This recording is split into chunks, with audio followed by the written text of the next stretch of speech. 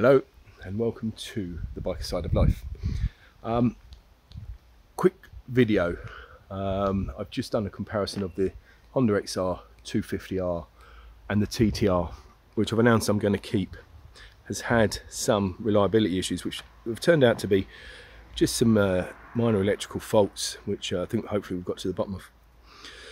So we've decided to keep this bike, even though I believe the Honda is a better quality bike.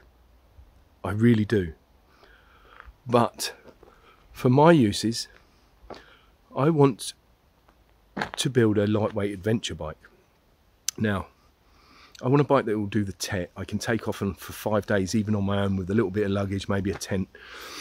I want a bike with 6 speeds. It's going to be able to do, you know, at least A-road speeds, if not motorway speeds. Providing I can get the reliability right on it, this is going to be a great base for that bike.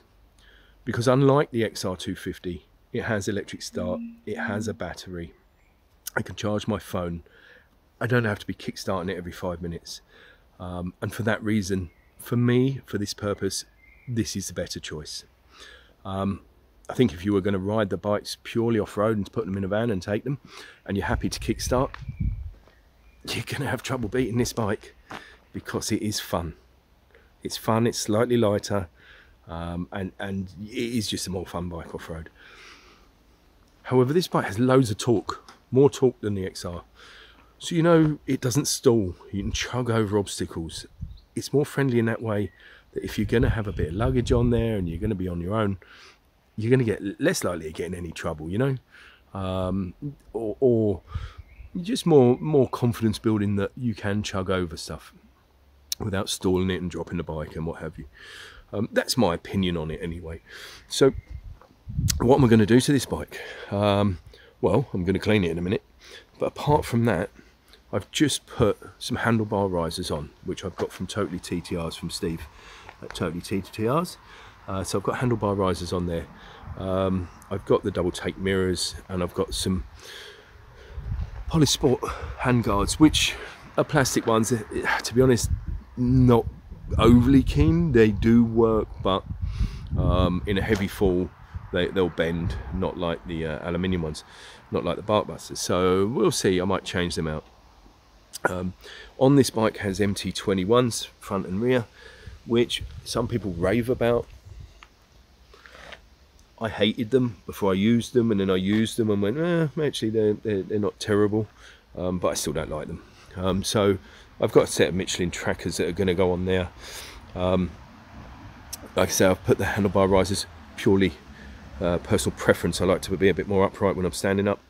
On the pegs, haven't had a problem with the little pegs, may change them out though.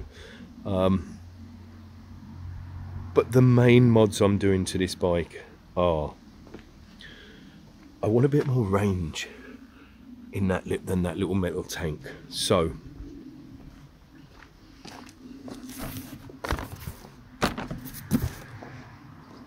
this is his new tank. By the way, meet Flash. That's Flash, that's his name. Down to the flashes on his side.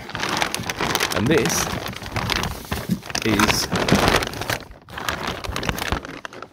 a 22 litre Acerbis tank. So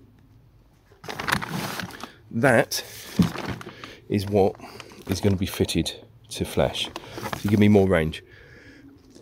Of course, as people say, well, it's going to make it heavier. Only if you fill it up. So, you know, if I'm on a long road run trying to get back to the ferry in France or something, I might want that 22 litres. I might not want to be searching in the French countryside for, you know, fuel stops every few miles.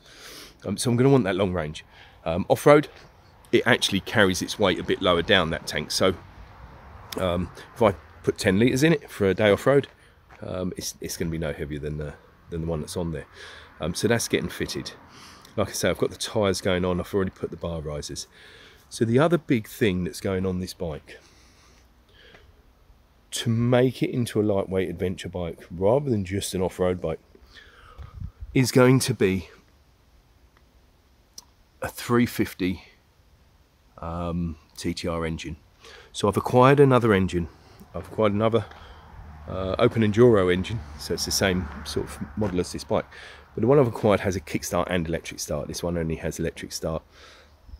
Kickstart may come in handy, may not. It's not a biggie, but you know, it just may come in handy if the battery dies and there's nowhere to bump it. So I've acquired another engine, and from Totally TTRs I have bought a 350 kit to go on it. So that's a 350 barrel, piston to match, etc, etc, which will give it that bit more oomph. Then we can look at sprockets and stuff, and if I need to go up, if I want some more road speed or whatever, and how it performs. But this way, this bike is going to become more than it was designed to do. It's going to become an 125, 6, 7 kilo bike with the 350 capability. It's the lightness of a 250 and nimbleness of a 250. It's going to have the range of an adventure bike.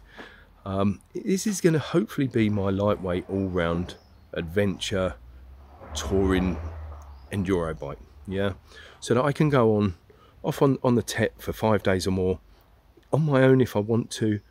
Not get in trouble by having a big bike I'm trapped under, but still have a little bit of power and range to get me home when I need to.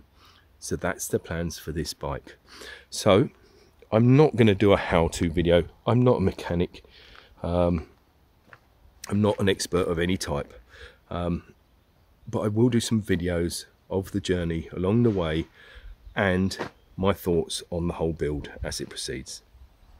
So if you'd like to see some of this journey, perhaps click like to this video, subscribe, and hopefully you'll learn a thing or two along the way, and I'm absolutely sure that I'm going to learn a thing or two, good or bad. Anyway, catch you soon.